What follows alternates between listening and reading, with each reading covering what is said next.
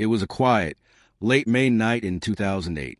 A 19-year-old named Brandon Swanson was driving home to his parents' house in rural Minnesota. He'd been visiting his college campus and was on the gravel roads near his hometown. Suddenly, he slid off the road into a ditch. Panicked but okay, he grabbed his cell phone and called his parents for help.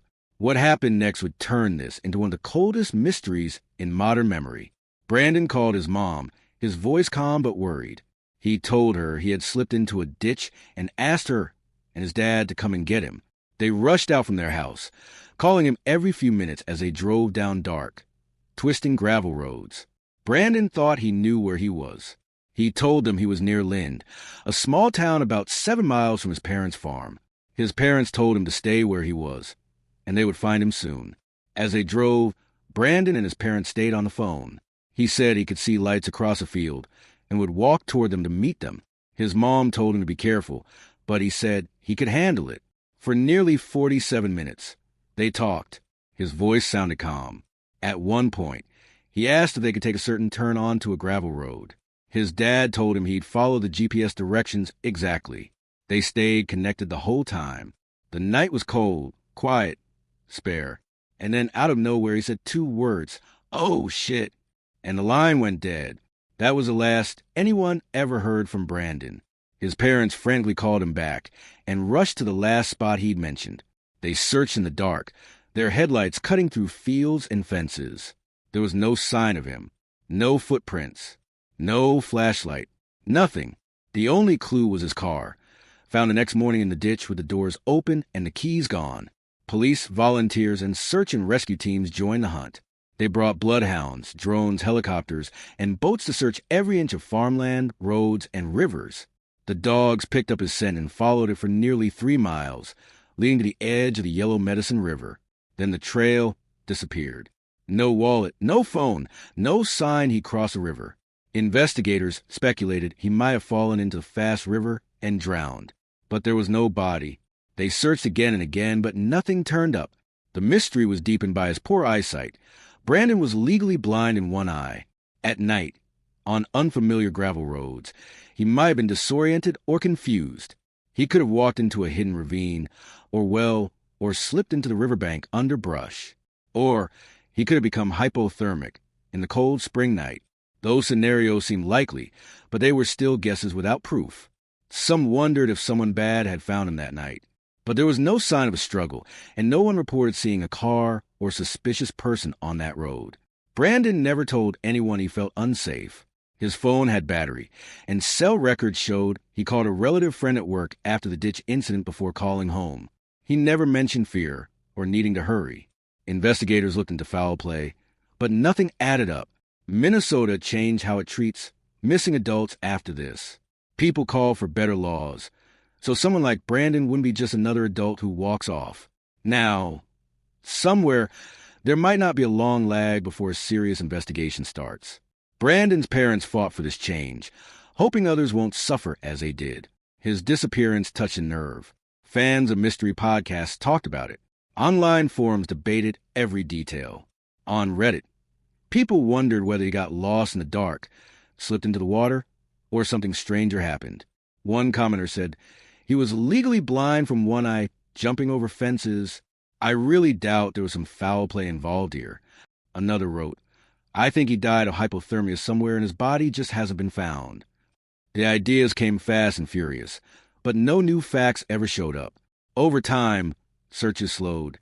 Landowner permission became harder to get. The river changed. Mud, ice, fallen branches, nature covering old clues. But the family never gave up. They marked birthdays and holidays, kept Brandon's room, kept his story alive. They handed out flyers, spoke at events, and answered every tip. They even learned drone mapping to scan land more easily. Some years passed. A few tips came in, but none led to new evidence. A man claimed he saw a figure walking by the river that night, but his story didn't line up with cell phone data. A fisherman found a piece of metal near the bank, but it wasn't from Brandon. Every lead seemed to end in dead ends. To this day, his case remains open. Investigators welcome new tips. The Swansons hope new technology like better river drones or ground sensors will someday find their son, or at least his remains. They believe every foot of ground should be searched, every rock turned, every clue followed, no matter how small. Brandon's case shows how a simple car accident on a gravel road can turn into a lifelong riddle. One minute you're calling for help. The next, you disappear entirely into darkness and cold. No body, no phone, no trace. Just a fading voice and a family waiting for answers. That's where we'll pause for now. I'll return soon with more about the search, the theories, and the unanswered questions. If this makes you want to grab a flashlight and comb through the wilderness, you're not alone. People still do that, bit by bit, clue by clue, hoping to bring closure. Stay tuned for part 2. Brandon's disappearance didn't just leave his family in shock. It shook the entire community. People who had never met him started showing up to help. Farmers left their fields. Neighbors skipped work. Volunteers walked through grass up to their knees and over sharp rocks, looking for any sign of a 19-year-old who had vanished into thin air. But the strange part was nothing ever turned up, not even a piece of clothing. No shoes, no phone, no wallet, no glasses, just a car, sitting quiet in that ditch, empty and cold. The dogs had followed Brandon scent through fields and over fences. It led them down a gravel road, through grassy areas, and finally to the river's edge. Then the trail just stopped. It was as if Brandon had been picked up or had disappeared into the earth. Some believed he might have fallen into the Yellow Medicine River and drowned. That would make sense, but the river had been searched many times. Boats, divers, and sonar equipment scanned every inch of the water. Nothing, not even a shirt. That made people wonder, did he ever fall into the river at all? His parents said they believed he was still walking and thinking clearly until the very end of that call. He didn't sound confused or scared. He seemed focused, like he believed help was right around the corner. And when he said, "Oh shit," it didn't sound like someone in panic. It sounded like someone surprised. Maybe he tripped.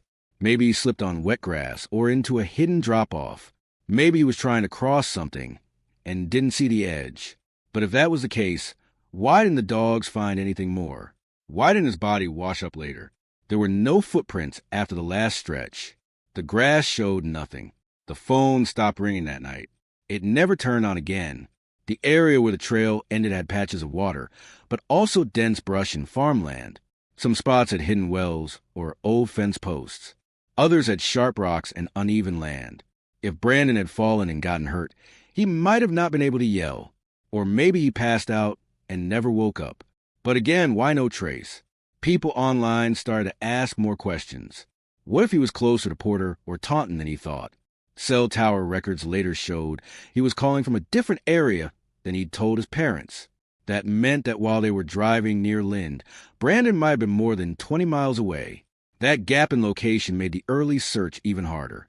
His parents were looking in the wrong place that night, and he might have been alone, walking farther and farther from help. The police didn't treat the case as a serious missing person right away. Because Brandon was legally an adult, they told his parents he had the right to be missing. That rule delayed the real search. It hurt the family deeply. They knew Brandon. They knew he wouldn't vanish without telling them. He had just finished his first year at college. He had plans. He was not someone who would run away or fake something for attention. He wanted to come home. This gap in response time led to something bigger. Brandon's parents fought for change. They didn't want another family to go through the same thing. In 2009, the state passed what's now called Brandon's Law. It said that law enforcement has to take reports of missing adults seriously and respond right away, even if the person is over 18.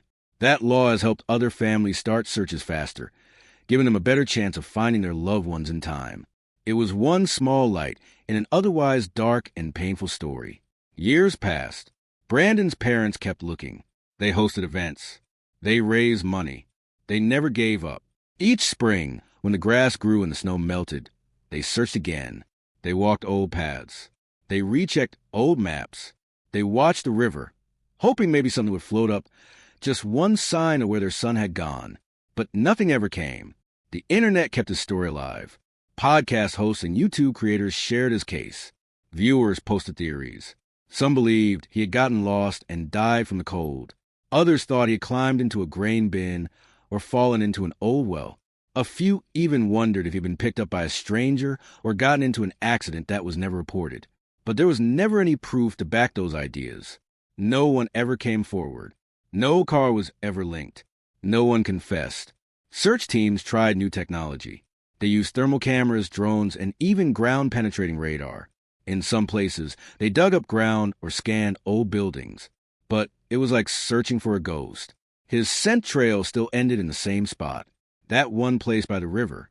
That invisible wall where every clue just stopped. Some people asked how a person could just disappear in Minnesota. It's not like a dense jungle or a desert. But even rural land can be tricky. Tall grass can hide holes. Rivers can drag things far. Animals can move remains. Time changes everything, weather, growth, water paths. If something happened to Brandon and his body was moved even a few feet, it might have been enough to lose the trail forever. Still, Brandon's story is one that haunts people.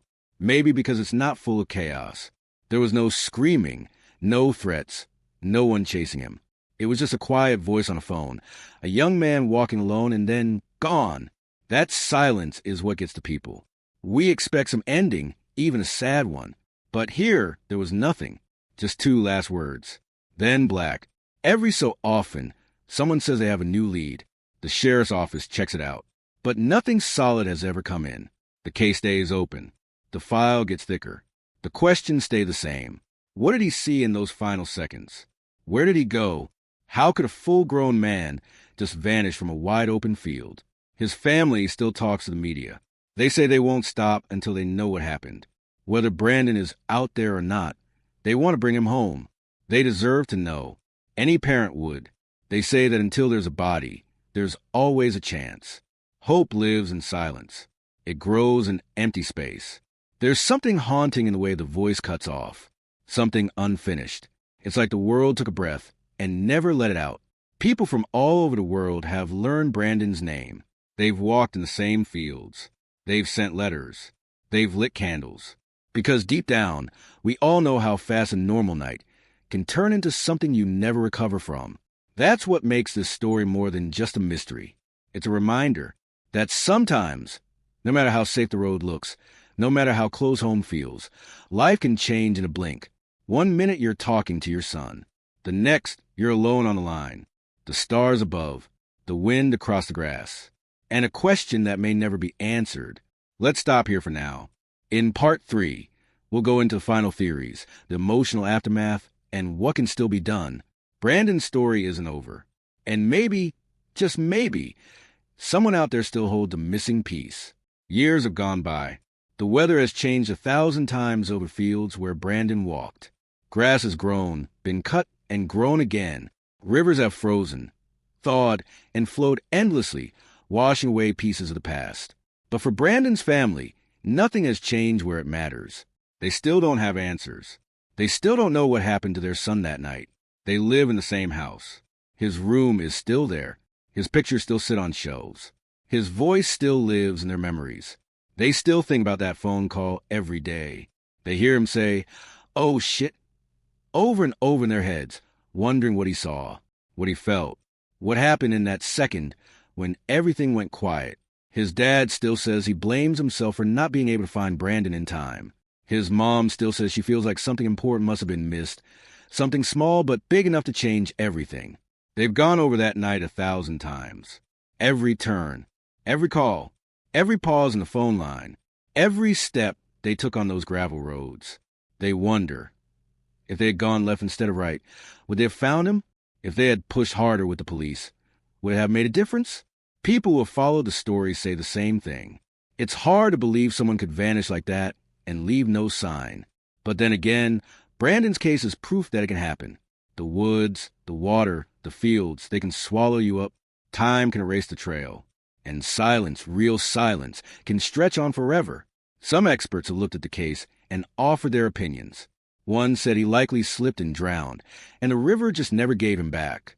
Another said it's more likely he died from exposure, alone in the cold, too far from anyone to be helped. Others say maybe he crawled into an old building or hole and was never found. Even a trained search dog can miss something, especially after days or weeks. Nature hides what it wants. Still, there are people who believe Brandon might not have died that night, that someone picked him up, that there was another person involved. Maybe not to hurt him, but maybe they panicked. Maybe it was an accident, a hit and run, or someone who didn't want to be found. But if that's the case, they've kept the secret well. No strange vehicles were seen. No one came forward. Not a single clue has ever pointed to another person. As the years went on, the case became more than a mystery. It became a symbol. Brandon's law was a victory for families. It made sure that police take missing adult cases seriously from the start. It helped other families avoid the wait, the confusion, the feeling of being unheard. Brandon's name is now part of Minnesota law, and that matters. It means something. But for the people who loved him, it's still not enough. They want him back. They want peace. And they want the truth, whatever it is. Every spring, new volunteers come out to search. Some are locals. Some are strangers who saw a video or read an article and felt moved to help. They carry sticks and wear boots and walk through high grass. They look under old bridges. They check fence lines. They cross through rivers with cold water biting at their legs. Just in case. Just in case this is the year he's found. People say, you have to move on. But the truth is, when someone disappears like this, you don't move on. You carry it. You carry the silence. The empty seat at the table. The birthday with no candles. The unanswered phone calls. The dreams where he's still alive. And the dreams where you find him, but wake up empty. Brandon's story has now reached people all over the world. There are podcasts about him. News specials. True crime videos with millions of views. But the most important voices are still his parents. They always say the same thing. We just want to know, not for revenge, not to blame, just to finally breathe again. If Brandon had been found that first night, this would be just another small town story. A car in a ditch, a walk in the dark, a safe ride home. But that's not what happened. Instead, we're left with a question that grows heavier each year. How can someone vanish without a trace in the middle of farmland with no one around? The truth is, even now there's still hope. Not the kind you see in movies, where someone walks the door after years gone, but the quiet kind. The kind that lives in those who refuse to give up. The kind that keeps people walking fields and calling out a name, even when no one answers. The kind that believes every person deserves to be found. And if Brandon could hear anything now, maybe it would be this. You are not forgotten. People still search for you. People still say your name. You left behind a silence that made a lot of people listen. And maybe, just maybe, someone out there knows something. Maybe they're scared to say it. Or maybe they don't even realize what they saw that night was important. If that's you, if you're watching, please speak up. It's not too late. One detail can change everything. The world moves fast, but not for Swansons. For them. Time has stood still since May 14th, 2008. One moment, their son was talking. The next, he was gone. And until they know what happened, they'll keep walking the roads he might have walked. They'll keep searching the riverbanks. And they'll keep answering every call that comes, hoping it's the one that brings them home. Brandon's story doesn't end here, because it hasn't ended at all. It's still out there, somewhere in the grass, the water, the wind. And maybe one day, someone will find it. Thank you for watching. If you found this story meaningful, please don't forget to like the video and subscribe to our channel, AI Alvantis. We cover real unsolved stories with heart, care, and truth. Your support helps us keep these stories alive. Until next time, take care, and never forget how fast the ordinary can turn into mystery.